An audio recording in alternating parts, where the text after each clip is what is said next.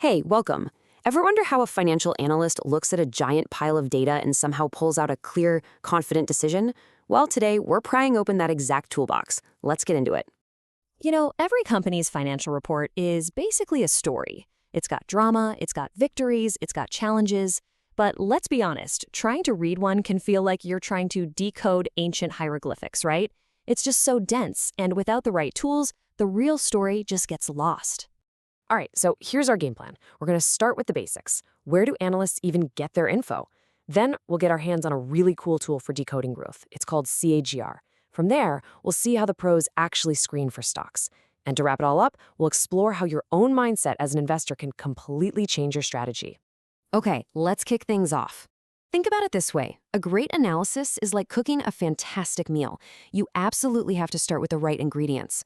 For a financial analyst, the main ingredient is data, and it really comes in two main flavors. So about those two flavors. First, you've got your raw data. This is what you find in an annual report. It's like cooking completely from scratch. You get the raw, unfiltered ingredients straight from the company itself. Then you have processed data from platforms like LSEG Workspace. This is more like a meal kit delivery service, right? All the data is collected, cleaned up, and even pre-calculated into ratios and analytics for you. And any good analyst, any good chef, knows how to work with both. And the cool thing is, getting your hands on this raw data isn't some big secret. Websites like annualreports.com literally give you direct access to these primary documents for thousands of companies around the world. This is where the real deep dive begins. Okay, so you've got all this data, now what? How do you separate what actually matters, the signal, from all the random noise? Well, that brings us to the first really powerful tool in our toolbox, CAGR. So what on earth is CAGR? It stands for Compound Annual Growth Rate. And really, all it is a way to smooth out the bumpy ride. You know how a company's performance can be up one year, down the next? CAGR basically asks, what if all that growth happened at one steady, consistent rate over that whole time? It gives you a single, clean number. And why is that so useful? Well, because it totally cuts through all the noise and volatility. It gives you one simple number. And with that one number, it suddenly becomes so much easier to compare company A to company B, or even to get a better feel for a single company's real long-term trend so you can try to forecast what might happen next. Okay, let's make this real. Look at these sales numbers for a company. They're all over the place, right? I mean, they jump way up, then dip a bit, then climb again. If I asked you to just eyeball this and tell me the average growth, well, good luck. It's kind of messy, and it's hard to get a real sense of the trend. And that is the exact problem CAGR is designed to solve. It just cuts to the chase and asks a simple question. Okay, we started here at 65,000, and we ended up here at 229,000. To get from point A to point B over that time, what would the steady, constant, year-over-year growth rate have had to be?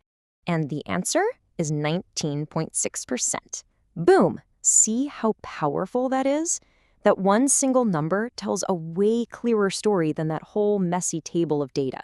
It tells you that when you smooth it all out, this company was effectively growing its sales by almost 20% a year. That is the signal we were looking for.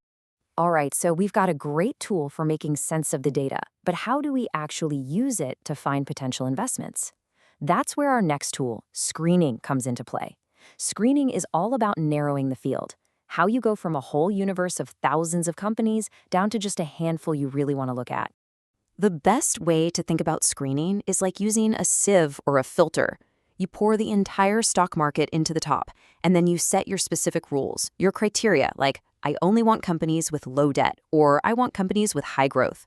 You shake it all up, and what falls through are the companies that match exactly what you're looking for. And analysts usually approach this from two main directions. The first is called top-down analysis. Think of this like using a telescope. You start by looking at the big picture, the whole economy, or maybe a booming industry like AI, and once you find a promising area, you zoom in to find the best companies inside it.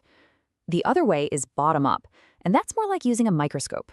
You forget about the big picture for a second and just focus intensely on individual companies, hunting for financial superstars no matter what industry they're in. So which way is better, top-down or bottom-up? Well, the strategy you pick and even the filters you use, it all really depends on your core philosophy as an investor. It comes down to your mindset. So first up, you've got the growth investor. This person is all about finding the next big thing, the rocket ship that's about to take off. They're screening for companies with just explosive earnings growth and crazy upward trends. Their entire goal is to get in early on a company's rapid expansion and ride that wave. Then there's the value investor. And this person is totally different. They're the ultimate bargain hunter. They couldn't care less about the shiniest new company. They're digging through the discount bin, looking for a hidden gem that the rest of the market has ignored or unfairly beaten down. They use financial ratios, like a low price-to-earnings ratio, to find solid companies that are just, for whatever reason, on sale. And finally, you have what's called a market-oriented investor. You can think of this person as the pragmatist or the realist. They aren't strictly in the growth camp or the value camp. They take a balanced, hybrid approach. They're flexible, mixing and matching criteria to find good opportunities wherever they pop up. Now, here's a really crucial point. While all these investors use screening, it's the value investor who relies on financial ratios the most. I mean, for them, ratios aren't just another tool in the toolbox. They are the main tool. They are the lens they look through to find those underpriced, under-the-radar companies. It's totally central to their entire strategy. So there you have it, a quick peek inside the financial analyst's toolbox. Now you know where they get the data, you have a tool to find the real story hiding in the numbers, and you know how they filter the entire market to find what they're looking for. See, it's not just about math, is it? It's really about discovery. So now that you have the tools, what story will you uncover first?